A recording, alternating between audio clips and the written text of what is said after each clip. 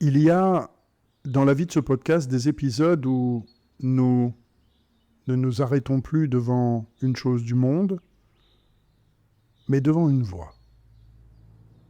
Une vie tout entière qui serait devenue un chant et qui nous parvient encore après tant de siècles, comme une eau qui n'a jamais réellement cessé de couler.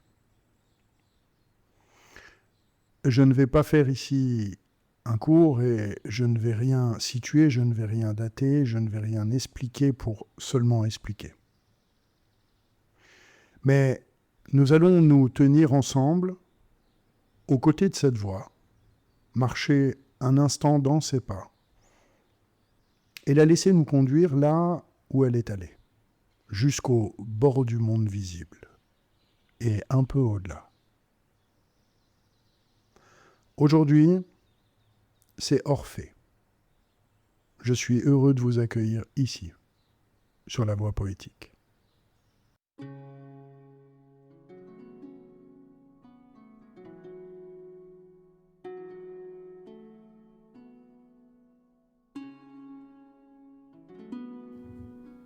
Avant le nom, il y a une corde, un fil tendu entre deux points, quelque chose qu'il frôle, et un son qui naît de ce frôlement. Pur, sans intention encore de raconter quoi que ce soit. Juste une vibration dans l'air du soir et le silence qui l'accueille. Et ce silence-là, déjà, qui n'est plus tout à fait le même qu'avant. Et c'est toujours ainsi que commence la poésie. Pas par une idée à exprimer et pas non plus par un projet de dire le monde, mais par une corde qu'on touche sans savoir encore ce qu'elle va devenir entre les mains. Orphée naît de cette vibration.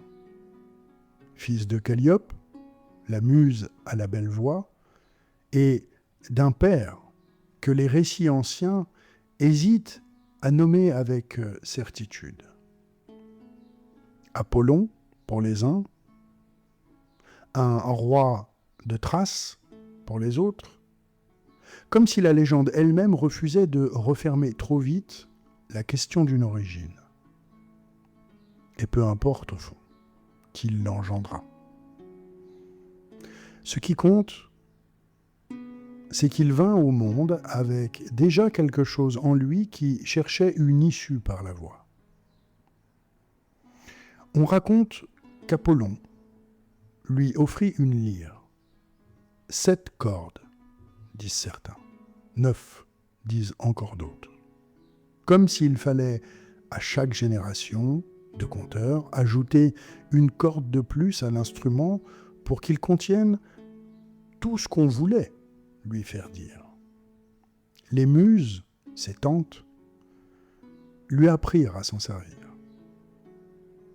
Mais on ne peut pas vraiment apprendre cela.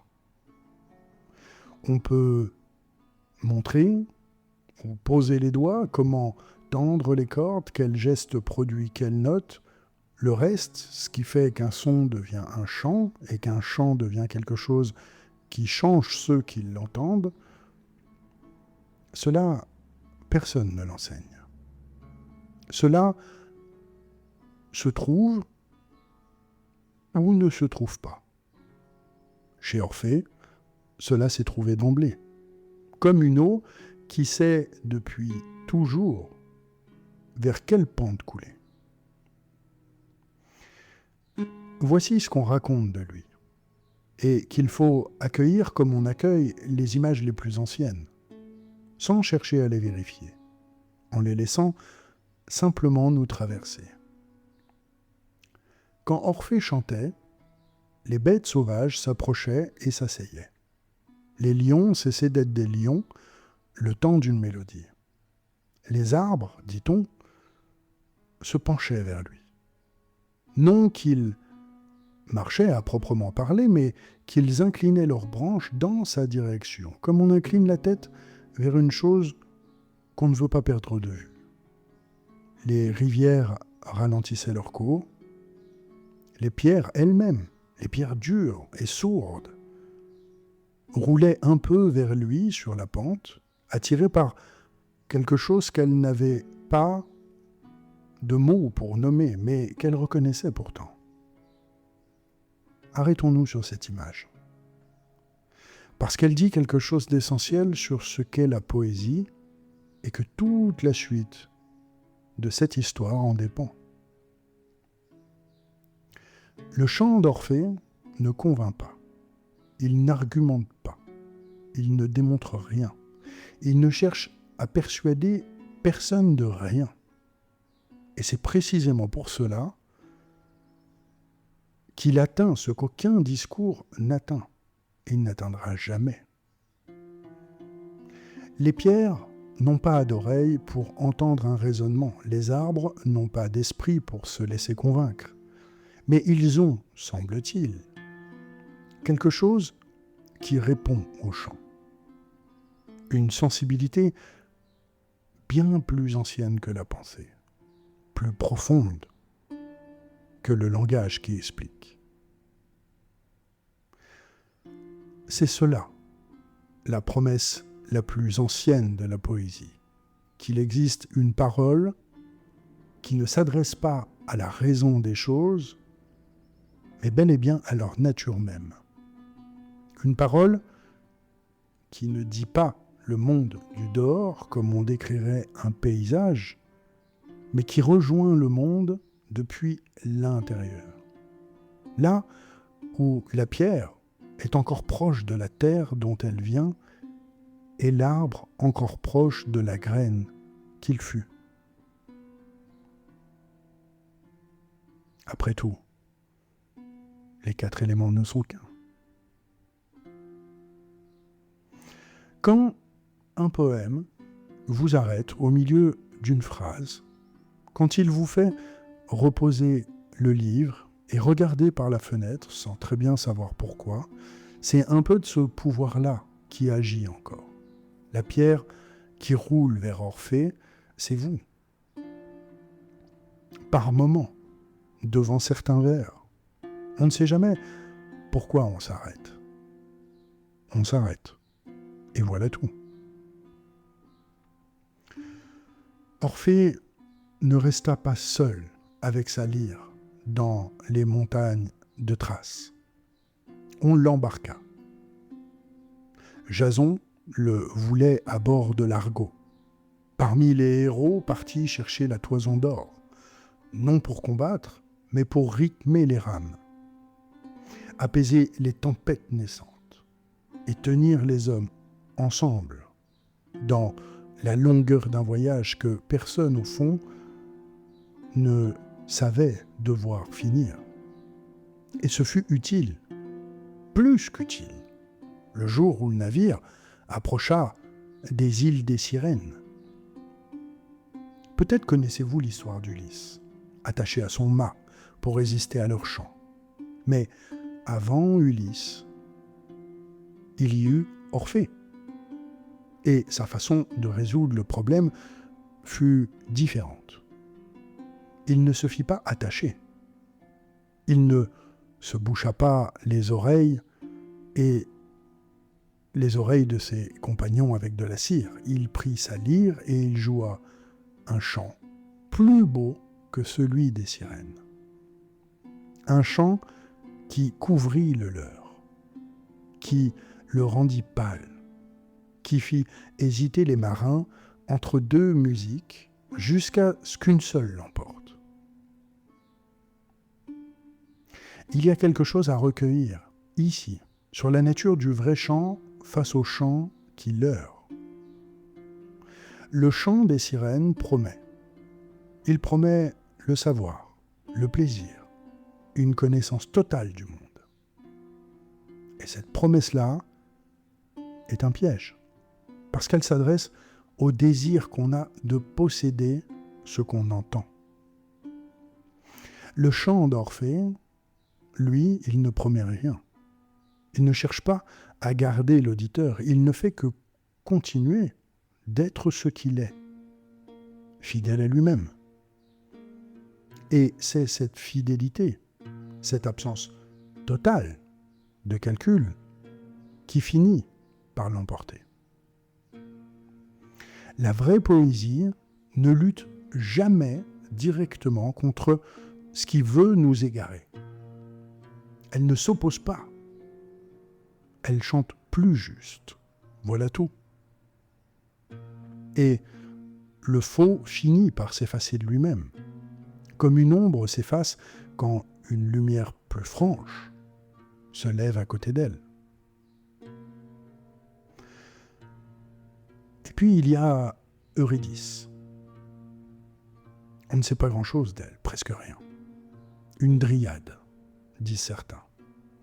Une nymphe des bois et des sources, comme si elle était faite de la même matière vivante que les arbres qui se penchaient vers le champ de son futur époux.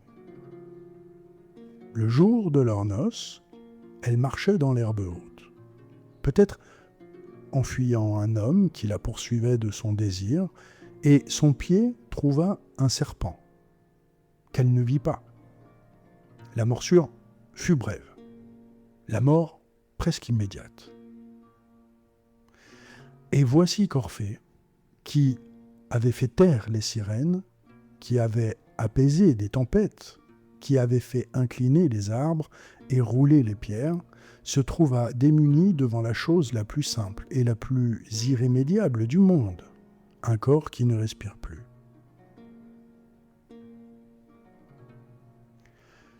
On dit que son chant, ce jour-là, changea de nature. Jusque-là, il avait charmé. À partir de ce jour, il se mit à pleurer.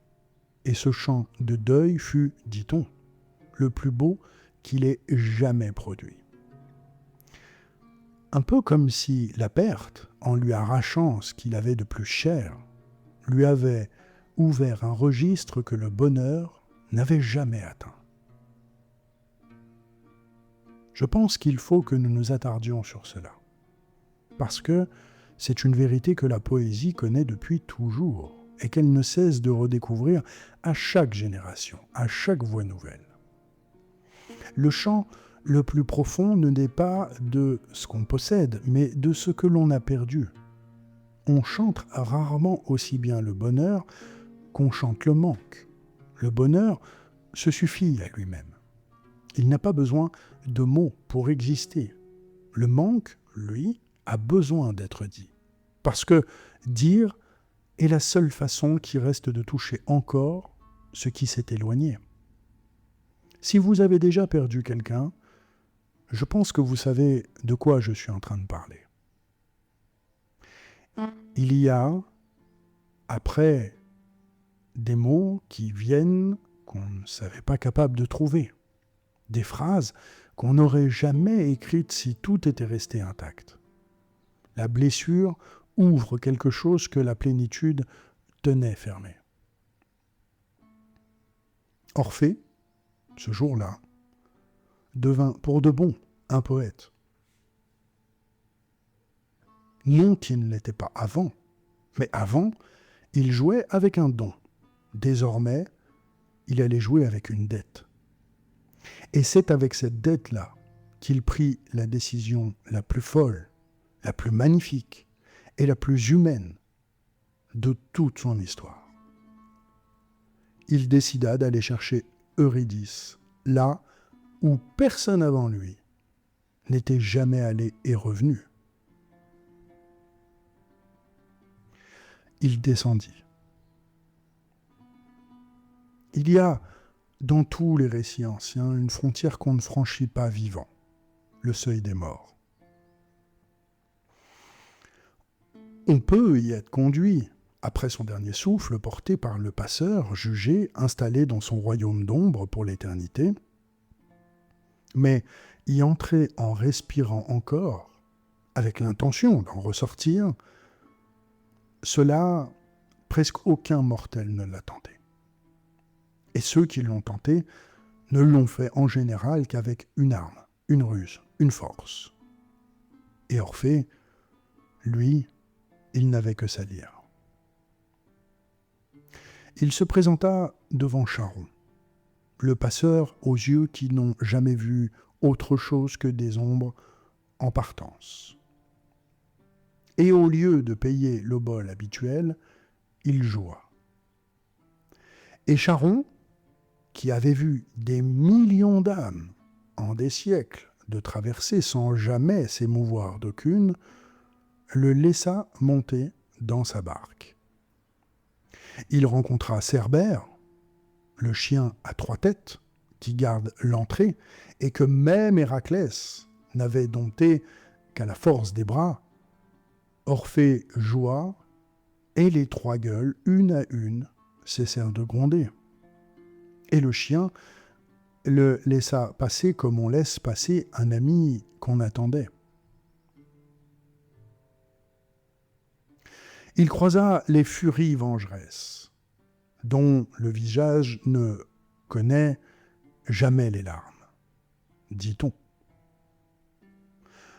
On raconte qu'elles pleurèrent ce jour-là pour la première fois depuis leur naissance. Et plus loin encore, dans la salle où siègent Hadès et Perséphone, devant les juges des morts eux-mêmes, il joua de nouveau. Et le royaume tout entier des ombres s'arrêta de fonctionner le temps de l'écouter. Sisyphe posa son rocher et s'assit dessus. Tantale, pour la première fois depuis des siècles, oublia sa soif et sa faim, suspendu dans l'instant du chant plutôt que dans l'éternité de son tourment. La roue d'Ixion cessa de tourner. Les Danaïdes, elles-mêmes condamnées à remplir éternellement un tonneau percé, posèrent leurs jarres et écoutèrent. Et l'eau, pour la première fois, ne s'échappa pas. Voilà ce que peut un chant véritable. Suspendre le temps d'une mélodie jusqu'à la mécanique la plus implacable du châtiment et du destin.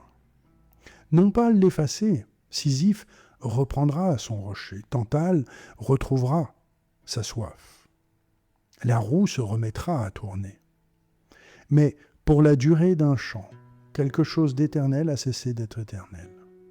Et c'est peut-être cela le plus grand pouvoir qu'ait jamais eu la poésie. Non pas changer le monde pour de bon, mais lui offrir le temps d'un instant suspendu, une trêve dans sa propre nécessité. Hadès et Perséphone, émus à leur tour, et c'est peut-être la seule fois dans toute la mythologie où l'on raconte que le seigneur des morts fut ému, accordèrent à Orphée ce qu'aucun autre mortel n'avait obtenu alors. Eurydice pourrait le suivre, remonter avec lui vers la lumière, à une condition. Il devrait marcher devant elle, tout le long du chemin de remontée, sans jamais se retourner pour vérifier qu'elle le suivait bien. Et cela jusqu'à ce qu'ils aient tous deux atteint la pleine lumière du monde des vivants. Une seule condition, la plus simple qui soit en apparence, ne pas se retourner. Et le voici qui remonte dans le silence et la pénombre, le chemin qu'il connaît à peine, écoutant derrière lui, croit-il, un pas léger, le froissement d'une robe contre la pierre, peut-être un souffle. Il ne sait pas, il ne peut pas savoir. Il ne lui reste que la foi, la certitude, sans aucune preuve qu'elle est bien là, derrière lui, à le suivre dans l'obscurité. Marcher avec lui, un instant, dans ce silence-là. Le chemin est long, plus long peut-être que ne le racontent les versions abrégées du mythe. Assez long en tout cas, pour que le doute ait le temps de s'installer, marche après marche, dans l'esprit d'un homme qui n'entend presque rien derrière lui et qui ne peut se permettre de vérifier. Et c'est là, presque à la sortie, alors que la lumière commence déjà à filtrer entre les rochers, que la chose arrive. Il se retourne. On a beaucoup glosé sur les raisons de ce geste. Trahison de la confiance qu'on lui avait accordée, impatience, amour trop grand pour attendre encore, peur, simplement. Que tout cela n'ait été qu'une illusion, qu'il n'y ait personne derrière lui, qu'il ait remonté seul tout ce chemin pour rien. Mais peut-être faut-il résister à l'envie de juger ce geste, et simplement le reconnaître comme profondément, irréductiblement humain. Nous sommes des créatures qui avons besoin de voir pour croire. On nous demande parfois de faire confiance sans preuve, d'avancer sans nous retourner, de croire que ce que nous aimons nous suit bien dans l'obscurité, même quand nous n'en avons aucune certitude, et presque toujours, à un moment ou à un autre, nous nous retournons. C'est le drame le plus ancien qui soit, celui de l'œil qui veut voir, contre le cœur qui devrait simplement croire. Au moment précis où son regard rencontre celui d'Eurydice, un instant, un seul, où leurs yeux se trouvent dans la pénombre, elle commence déjà à reculer, aspirer de nouveau vers l'ombre. Et elle n'a pour tout adieu que le temps d'esquisser un geste de la main vers lui pendant qu'elle s'efface. Cette fois, il ne peut plus la suivre. La règle a été enfreinte, le passage refusé. Il tente bien de redescendre, de supplier de nouveau Charon de le laisser traverser, mais le passeur, cette fois, reste sourd. On ne franchit pas 2 fois la même porte, avec la même grâce. Il a perdu Eurydice, une première fois par accident, par la morsure aveugle d'un serpent dans l'herbe. Il vient de la perdre une seconde fois, par sa propre main, par son propre regard. Et c'est cette seconde perte, dit-on, qui ne le quittera plus jamais. Il remonte seul. Et ce qui reste de lui, dans les récits qui suivent, est un homme qui ne sera plus jamais tout à fait le même. On dit qu'il refusa par la suite tout autre amour, que les femmes de Thrace le courtisèrent en vain, année après année, et qu'il les repoussa toutes, fidèle à une présence qui n'existait plus que dans son chant. Il s'installa, dit-on, dans les montagnes, loin des hommes, et il continua de jouer. Mais ce qui sortait de sa lyre n'avait plus rien de la joie qui faisait danser les bêtes sauvages dans sa jeunesse. C'était un chant de deuil permanent, ininterrompu, et les arbres qui l'entouraient, à force de l'entendre, se mirent eux-mêmes à pencher différemment, comme s'ils portaient le deuil avec lui. On raconte que les rochers de Thrace, depuis ce temps, gardent une inclinaison particulière, qu'ils se sont figés dans le mouvement même de s'approcher de son chant, comme s'ils avaient voulu, eux aussi, le consoler, et que le temps les avait surpris dans ce geste-là, à jamais inachevé. Il y a quelque chose de juste dans cette image. Le deuil ne se referme jamais complètement. Il se fige dans une posture, une inclinaison permanente du corps et de l'esprit vers ce qui n'est plus.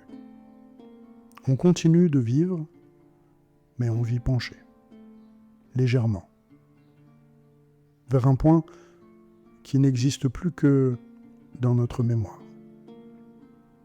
Comme ces rochers de Thrace, immobiles depuis des millénaires, tournés vers une musique qui ne joue plus. La fin d'Orphée est brutale et les récits anciens eux-mêmes hésitent sur ces raisons exactes. Comme s'il existait autour de cette mort une zone que personne n'a voulu éclaircir tout à fait. Certains disent que les femmes de Thrace, lassées d'être éconduites année après année, finirent par se venger dans la fureur d'une fête dionysiaque, au cours de laquelle elles se jetèrent sur lui dans un état second que les rites de Dionysos pouvaient parfois provoquer. D'autres racontent qu'Orphée, dans son deuil, en était devenu à dédaigner le culte de Dionysos lui-même, préférant celui d'Apollon et de la lumière. Et que ce refus suffit à attirer sur lui la colère des Ménades. Quoi qu'il en soit des raisons, l'image qui demeure est celle-ci, celle d'un homme assis sur un rocher, sa lyre entre les mains, jouant peut-être son chant le plus triste, et des femmes en transe se ruant sur lui pour le mettre en pièces. C'est une image difficile et il ne s'agit pas ici de s'y attarder dans ce qu'elle a de violent, mais bel et bien de recueillir ce qu'elle dit, malgré tout, de la condition du poète. Celui qui chante le plus juste, celui qui touche au plus près le mystère, finit souvent par déranger ceux qui ne supportent pas d'être touchés ainsi. Le chant d'Orphée avait charmé les bêtes, les arbres, les pierres, les morts eux-mêmes. Mais il n'avait pas su ou pas voulu charmer les vivantes qu'il aimait et qu'il refusait. Le don le plus haut peut coexister chez le même homme avec la plus grande nécessité. Et puis il y a cette autre vérité bien plus ancienne que le mythe semble vouloir nous transmettre, sans le dire ouvertement, bien sûr, que ce qui touche au sacré ne peut pas toujours rester intact dans le monde des hommes.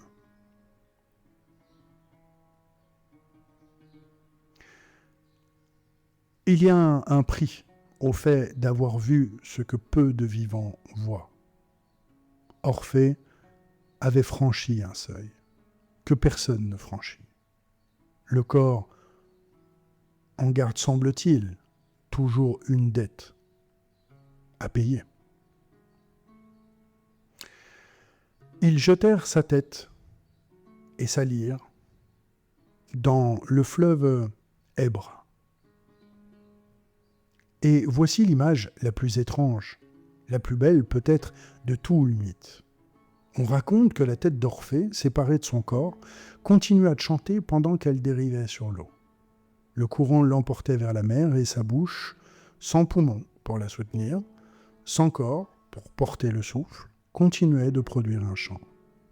Comme si la voix, à ce point de son existence, ne dépendait plus tout à fait de la chair qui l'avait portée. La lyre, dit-on, flottait à ses côtés et jouait elle aussi, seule, sans main pour la pincer. Les cordes vibrant au gré du courant, accompagnant cette tête qui n'avait plus de corps pour pleurer, mais qui chantait quand même. Le fleuve les porta jusqu'à la mer, et la mer jusqu'à l'île de Lesbos. Et l'on raconte, ce n'est sans doute pas un hasard si les conteurs ont choisi cette île précisément, que c'est depuis ce jour que Lesbos devint une terre de poètes, comme si quelque chose de la voix d'Orphée s'était infiltré dans son sol, avait nourri ses oliviers et ses sources, et qu'il en sortait des siècles plus tard des voix comme celle de Sappho. Quant à la lyre, Zeus la plaça parmi les étoiles, où elle forme encore aujourd'hui la constellation que nous appelons la Lyre. Quelques étoiles suspendues dans le ciel pour ceux qui, les soirs clairs, lèvent la tête. Il y a dans cette fin une vérité que toute la poésie, depuis, n'a cessé de redire sans jamais réellement l'épuiser. Le chant survit au chanteur. La voix continue, séparée du corps qui l'a portée, et trouve d'autres rivages nourris, d'autres voix, devient parfois une présence dans le ciel même, visible bien après que celui qui l'a créé a cessé d'exister. Voilà pour le mythe, pour Orphée le poète, pour ce que son chant a touché et défait. Et voici à présent ce que cette histoire porte en elle de plus secret, ce qu'elle a toujours porté depuis le début, sans le dire ouvertement. Car Orphée n'est pas resté seulement une légende qu'on raconte. Il est devenu dans la Grèce antique le fondateur supposé d'un courant religieux à part entière, qu'on appelle l'orphisme, et dont nous trouvons aujourd'hui les traces dans de petites feuilles d'or fines comme des pétales qu'on déposait dans les tombes des initiés, entre leurs mains ou sur leur poitrine pour accompagner l'âme de son passage. On y lisait des instructions précises pour le voyage dans l'au-delà. Sur ces tablettes, on prévenait l'âme. À son arrivée aux portes de l'Hadès, elle trouverait deux sources. L'une près d'un cyprès blanc, qu'il fallait éviter à tout prix. Celle de l'oubli, de l'été, qui efface toute mémoire de la vie passée et condamne l'âme à recommencer indéfiniment. Le même cycle d'ignorance. L'autre, gardé par des veilleurs sévères, qu'il fallait demander à boire en prononçant une formule précise. Je suis enfant de la terre et du ciel étoilé.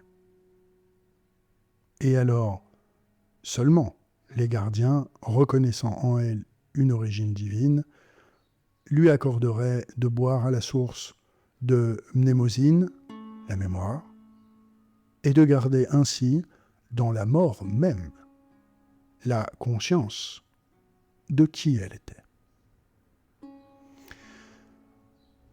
Je vous propose que nous nous arrêtions sur cette formule parce qu'elle est d'une beauté et d'une profondeur qui mérite qu'on s'y attarde, je pense. Enfant de la terre et du ciel étoilé. L'initié orphique ne se définissait ni comme purement terrestre, ni comme purement céleste, mais comme l'enfant des deux à la fois. Porteur donc d'une origine double, à la fois pesante et lumineuse, mortelle et divine. C'est exactement le mouvement que nous avons suivi depuis le début de cet épisode, sans peut-être réellement nous en apercevoir. Le chant d'Orphée, depuis la première corde qu'il fit vibrer jusqu'à sa tête séparée chantant encore sur les eaux, n'a cessé de tenir ensemble ces deux pôles. La chair et l'esprit, la perte et la mémoire, la terre où l'on enterre les corps et le ciel où l'on suspend les lyres. Le mythe et le culte se répondent, l'un racontant en images ce que l'autre formule en doctrine. Il existe d'ailleurs, sous le nom d'Orphée, tout un recueil d'hymnes, 87 invocations brèves, adressées chacune à une puissance différente. La nuit, les étoiles, le sommeil, la mort elle-même, et tant d'autres figures qu'on ne songerait pas toujours à prier. On ne sait pas qui les composa réellement, ni en quel siècle exact, et cela, je pense, importe peu. Ce qui compte, c'est qu'on les chantait, semble-t-il, lors de cérémonies nocturnes et discrètes. Chaque hymne, accompagné d'une fumée d'encens particulière, choisie pour la divinité qu'on appelait.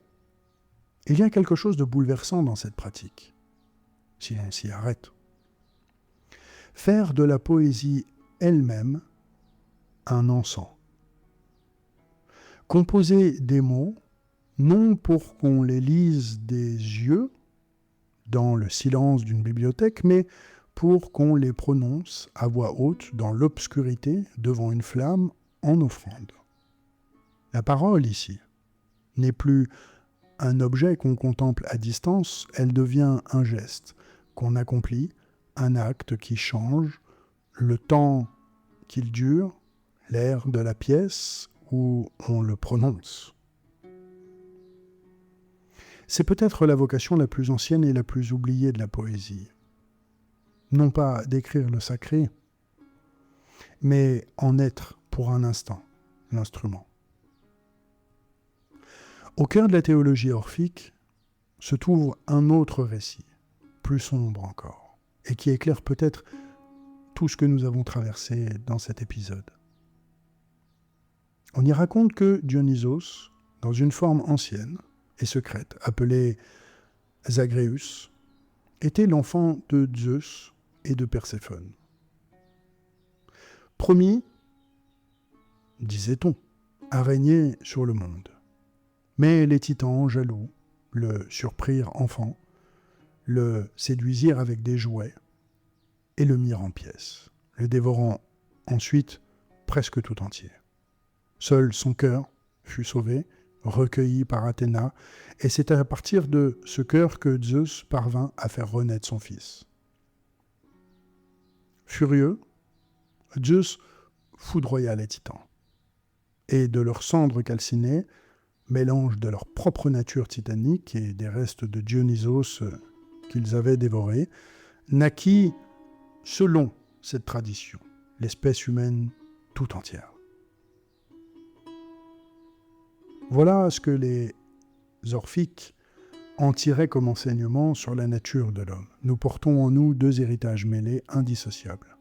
Une part titanique, lourde, terrestre, encline à la violence et à l'oubli, celle qui a dévoré le divin sans le comprendre, et une part dionysiaque, qu'une étincelle minuscule mais réelle, du Dieu lui-même, survivant en nous malgré tout. Le corps, disaient alors certains penseurs proches de cette tradition, est un tombeau. La prison provisoire où cette étincelle divine purge une dette qu'elle n'a pas vraiment choisie jusqu'à ce qu'elle parvienne, pour la purification et par une succession de vies, à se libérer enfin de la roue des renaissances. Et c'est ici, justement, qu'Orphée cesse d'être seulement le héros d'une légende pour devenir, dans cette tradition, le prophète de sa propre histoire. Car n'est-ce pas exactement ce qu'il a vécu, lui aussi, à sa manière ?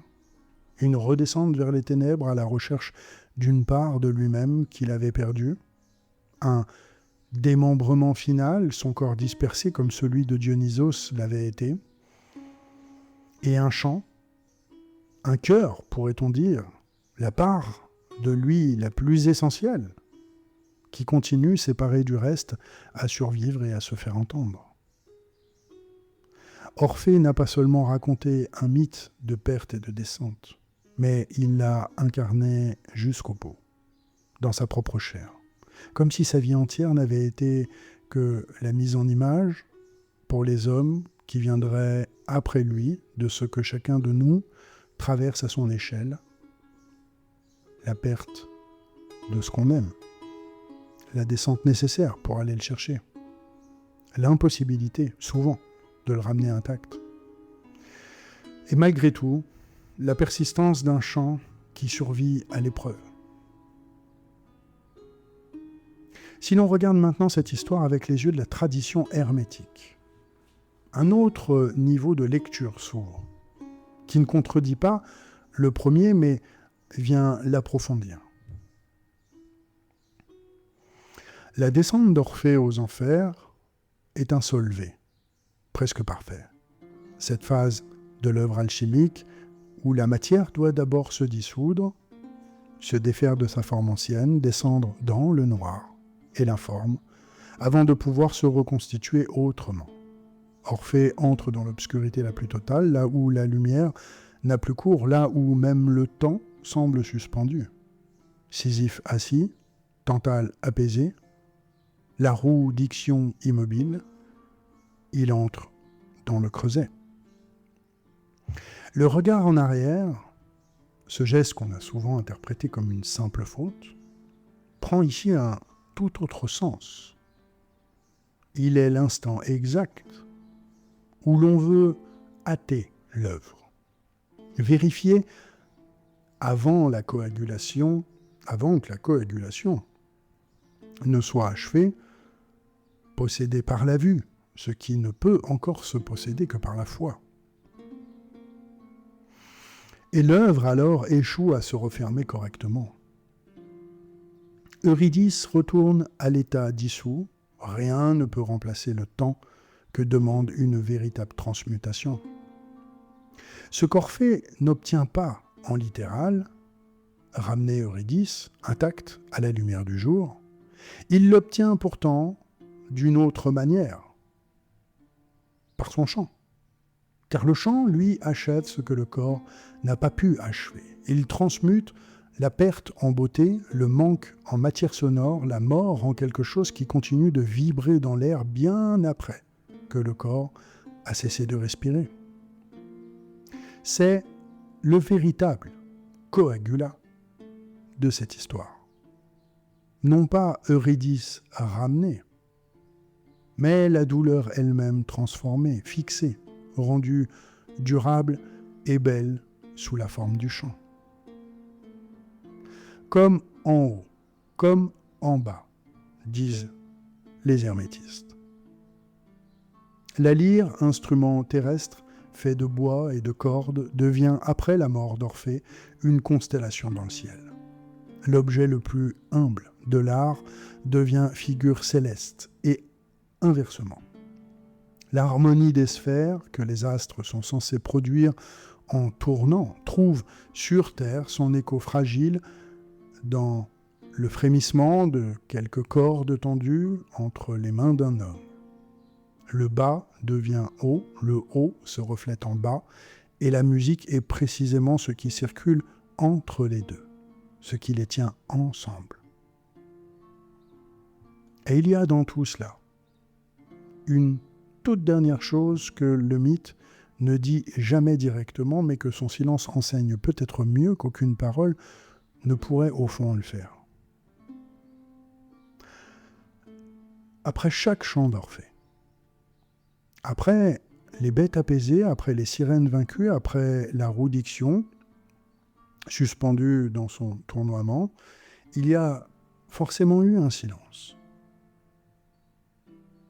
Une dernière corde qui finit de vibrer, puis plus rien. Et c'est dans ce rien, justement dans cet instant qui suit immédiatement la fin du chant, que les bêtes restaient un peu plus longtemps assises avant de repartir, que les pierres gardaient un peu de leur élan avant de se figer de nouveau, que Tantale, peut-être, retardait d'une seconde ou deux le retour de sa soif. Le silence d'après n'est jamais un silence vide. Il porte encore la forme de ce qui vient de s'y déposer. Comme l'air d'une pièce garde un instant la chaleur d'une présence qui vient d'en sortir. C'est peut-être cela, au fond, qu'Orphée est venu nous apprendre, que le chant n'est qu'une moitié de l'art. L'autre moitié, c'est ce qu'on en fait. Ensuite, dans le silence qui suit. Revenons pour finir là où nous avons commencé, si vous le voulez bien. Une corde, un fil tendu entre deux points, quelque chose qu'il frôle, un son qui naît de ce frôlement. Tout ce que nous avons traversé ensemble, le charme des bêtes et des pierres, les sirènes vaincues, Eurydice aimée puis perdue 2 fois, la descente, le regard fatal, le démembrement, la tête qui continue de chanter sur l'eau, la lyre devenue étoile, la doctrine des 2 sources de la mémoire à garder, le corps comme tombeau provisoire d'une étincelle divine. Tout cela tient au fond dans cette image initiale d'une simple corde qu'on touche. C'est peut-être cela, la toute dernière leçon d'Orphée, que la poésie commence, toujours petite, presque rien, une vibration sans prétention, et qu'elle peut, sans qu'on sache jamais vraiment comment, traverser ensuite tous les royaumes, celui des vivants, celui des morts, celui des dieux, et continuer longtemps après que celui qui l'a fait naître se soit tu, à vibrer encore. La prochaine fois qu'un chant, qu'un poème, qu'une simple phrase vous arrêtera au milieu d'une journée ordinaire sans que vous sachiez très bien pourquoi, souvenez-vous, peut-être, que cette tête qui dérive sur l'Èbre, chantant encore, séparée de tout ce qui aurait dû la faire taire, quelque chose en vous aussi continue de chanter, longtemps après que les raisons d'en avoir le droit semblent épuisées. Voilà l'histoire d'Orphée. Je vous remercie de m'avoir accompagné jusqu'ici. C'était David pour le podcast de voixpoétique.com.